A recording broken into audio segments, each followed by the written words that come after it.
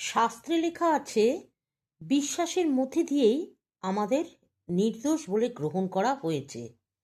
আর তার ফলেই প্রভু যীশু খ্রিস্টের মধ্যে দিয়ে ঈশ্বর ও আমাদের মধ্যে শান্তি হয়েছে। ঈশ্বরের এই যে দয়ার পথে এখন আমরা চলেছি, সেখানে আমরা খ্রিস্টের মধ্য দিয়ে বিশ্বাসের দ্বারাই পৌঁছেছি। ঈশ্বরের মহিমা পাওয়ার আশায় আমরা আনন্দ বোধ করছি। কেবল তাই নয়, দুঃখ কষ্টের মধ্যেও আমরা আনন্দ বোধ করছি, কারণ আমরা জানি দুঃখ কষ্টের ফল ধৈর্য, এবং ধৈর্যের ফল খাঁটি স্বভাব, এবং খাঁটি স্বভাবের ফল হলো আশা।